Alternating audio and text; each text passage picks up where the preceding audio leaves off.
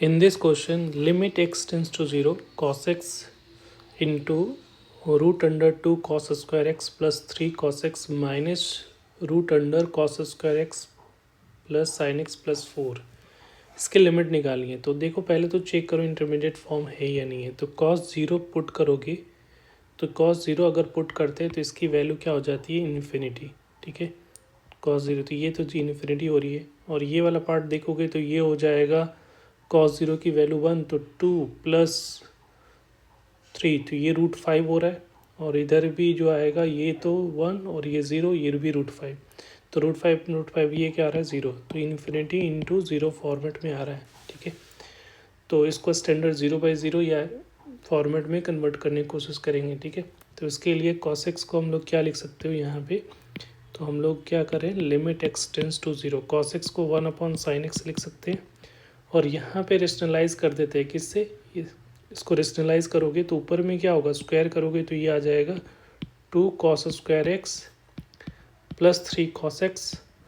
और ये इसका स्क्वायरिंग करके माइनस करेंगे तो ये हो जाएगा minus cos square x minus sine x plus 4। और रेशनलाइज की हो तो उतना इसके प्लस से नीचे डिवाइड भी करना और करें तो 2 cos square x plus 3 cos x और ऊपर में माइनस है तो रेशनलाइज किए तो ये प्लस हो गया है cos square x plus sine x plus 4।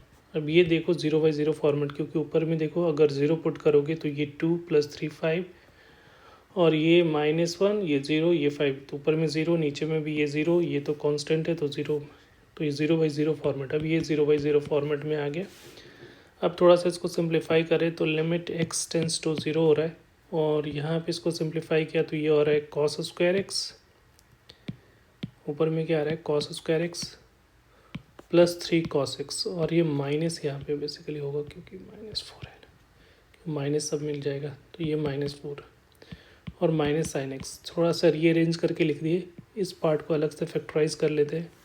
नीचे में साइन एक्स है और देखो ये कांस्टेंट है। ठीक है, तो अगर यहाँ पे 0 पुट करोगे तो यहाँ पे एक कांस्टेंट वैल्यू आएगी, तो इसमें तो कुछ नहीं। हम लोग को प्रॉब्लम क्या है, 0 जो फॉर्म कर रहे हैं उससे, तो इसको एज इट इज़ यहाँ पे लिख सकते हो। ठीक है, या डायरेक्ट वैल्यू पुट कर सकते हो क्योंकि कांस्टेंट ये बन रहा है, इससे कोई इफेक्ट होगा नहीं।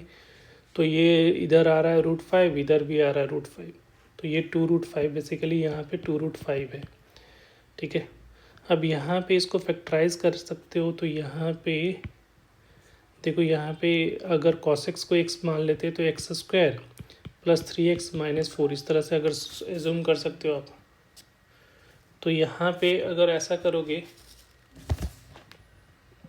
तो यहाँ पे जो वैल्यू आ रहा है x, हम लोग x किसको मान रहे हैं, cos x को, तो इसको फैक्टराइज करोगे तो एक्स स्क्वायर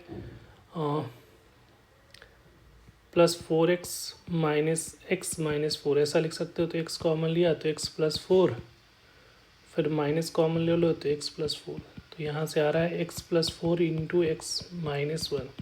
तो x किसको मान है, cos x का, तो इसका जो फैक्टराइजेशन करने के बाद जो आएगा लिमिट x टेंस टू 0, ये आ जाएगा cos x प्लस 4 होगा और यहाँ पे आ रहा है cos x माइनस 1 हो जाएगा minus sine x divided by sine x और यहाँ पे सेम वैल्यू रह जाएगा 2√2 आ रहा होगा।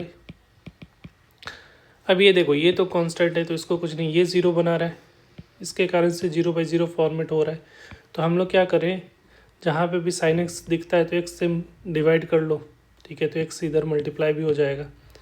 इधर को इसको स्टैंडर्ड फॉर्मेट में लाने के लिए एक्स स्क्वायर से डिवाइड करना पड़ेगा, तो एक्स स्क्वायर से मल्टीप्लाई किया एक्स तो इधर एक्स, एक एक्स तो कैंसिल आउट हो जाएगा क्योंकि एक्स ऊपर में भी है तो एक एक्स तो कैंसिल कर सकते हो। ठीक है, अब यहाँ से हम लोग को एक फार्मूला पढ़े हैं कि limit x tends to 0 1 minus cos x divided by x square होता है, तो उसकी लिमिट 1/2 होती है। तो यहाँ माइनस में तो इसकी वैल्यू क्या आ जाएगी, -1/2 हो जाएगा।